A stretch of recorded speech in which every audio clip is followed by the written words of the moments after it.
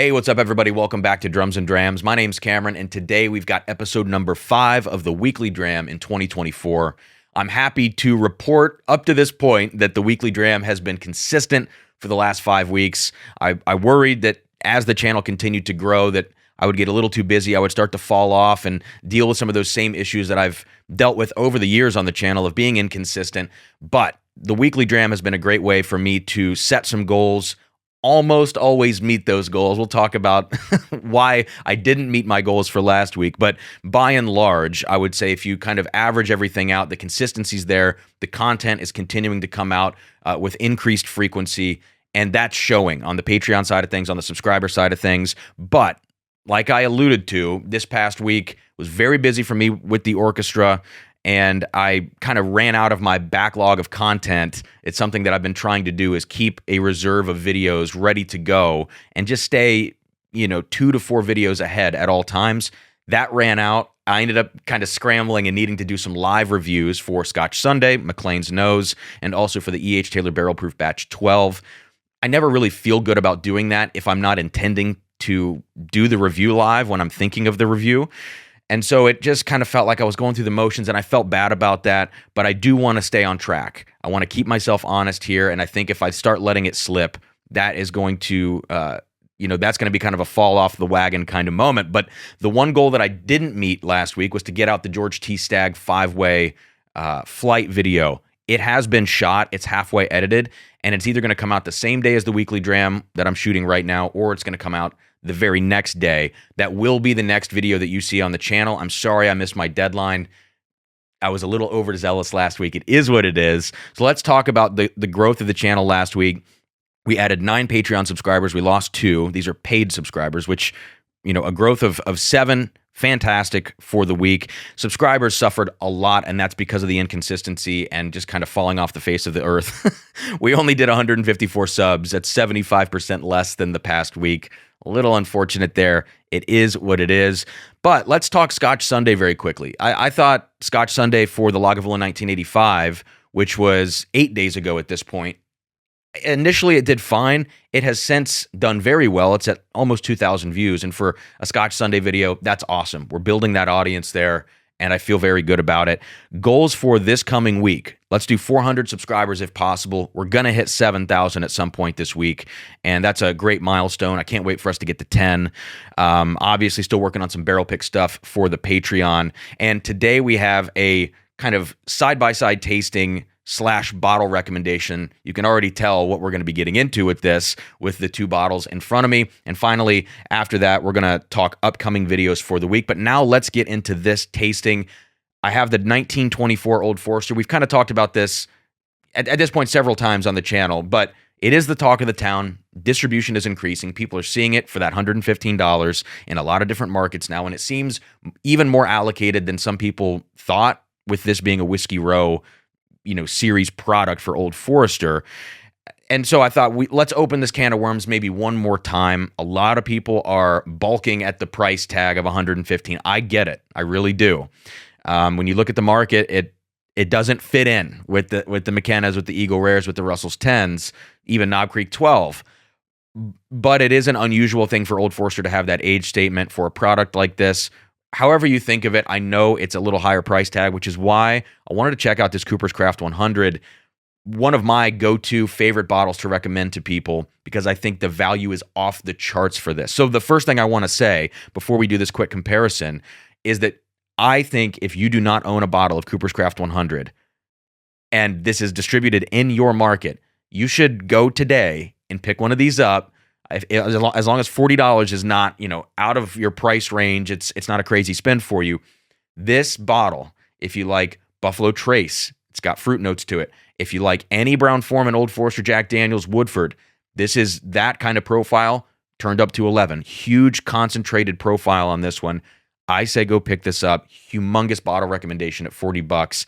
I love this stuff. I also love Russell's 10 as an introductory kind of pour in that price range as well. So let me taste this Cooper's Craft 100 very quickly.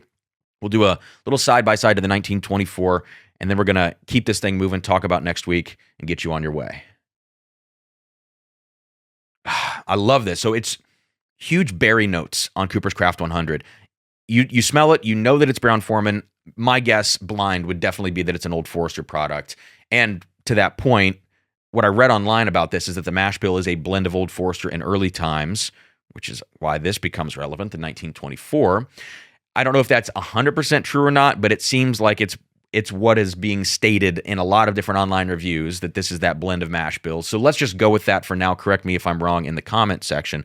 But you can smell these big blueberry notes. It's got the Old Forester fruitiness, a teeny bit of that Old Forester yeast note that kind of feels on the younger side, but there's so much concentration of these blueberry notes and just sweet fruits that I think it comes off a little bit more sophisticated and a little bit older than even Old Forester 100.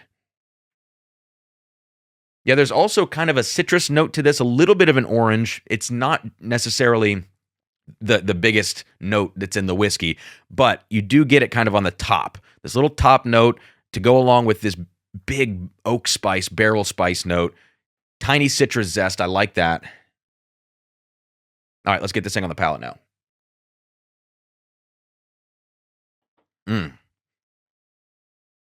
Palate has actually some brown sugar notes.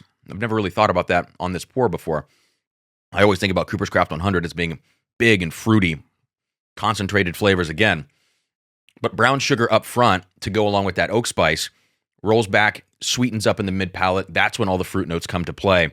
And in the finish now, yeah, a hint of leather on the finish of this, but by and large, you're just left with sweet, lingering fruits. A great pour. It's not a showstopper, but to me, if I had to choose a whiskey in this price range, you know, with this 100 proof, I always lean towards Cooper's Craft 100. I think it's amazing. Now let's move on to the 1924 and see how it compares. And the biggest difference here on the 1924, first, acetone, that note is pronounced. It really is pronounced on this. And there's more chocolate, more vanilla. So the chocolate and vanilla, in my mind, are coming from the additional age, 10-year age statement. The acetone coming from that early times mash bill. I tend to get that quite a bit on that early times. Yeah, overall just shows a little bit more age. It's actually slightly more dull on the nose because it is a relaxed pour. I talked about that in my review as well. And if you haven't seen that review, go check it out. We get deep into this one. We also do a lot of comparisons at the end of that video. So I do like the nose of the 1924 probably better. Do I like it $60 to $75 better? I don't know. That's the tough sell on this bottle is the price. All right, on the palate now.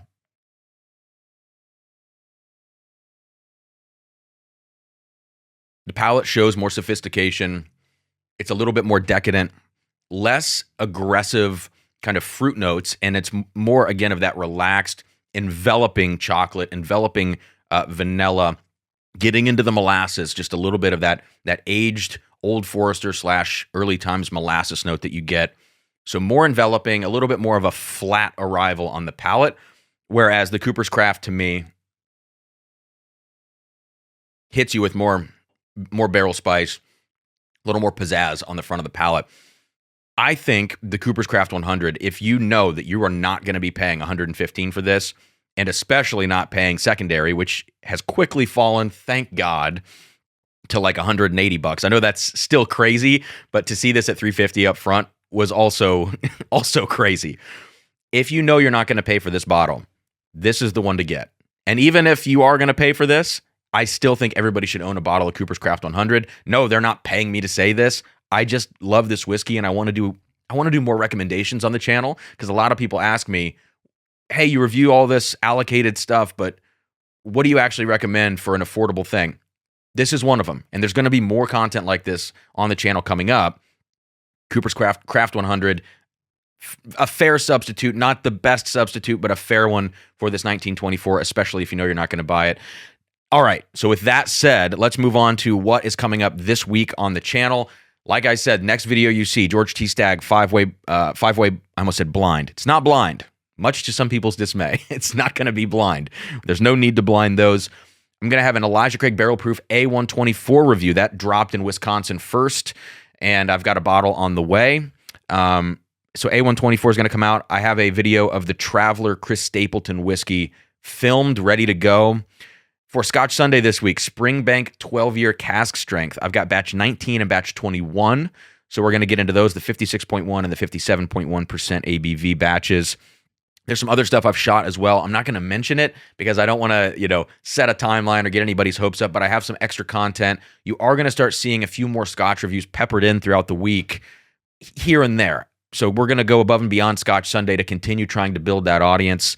And I like to make those videos. So some great scotches are going to be popping up here on the channel. Some amazing samples that have been sent my way. Things 40 and 50 years old. So just wild pours, and I can't wait for those. But I think that is going to do it, guys. Stay tuned on the channel. It's going to be a great week. We are going to have a live stream this Thursday night, regular time, 8 p.m. Eastern. Not sure what we're going to get into on that live stream. Last week was a great one. This week, I think, is also going to be a great one. So with that said, I'm going to get off here, and I'm going to wrap up with some Cooper's Craft 100 because it is some damn good whiskey. Cheers, and I'll see you soon here on Drums and Drams.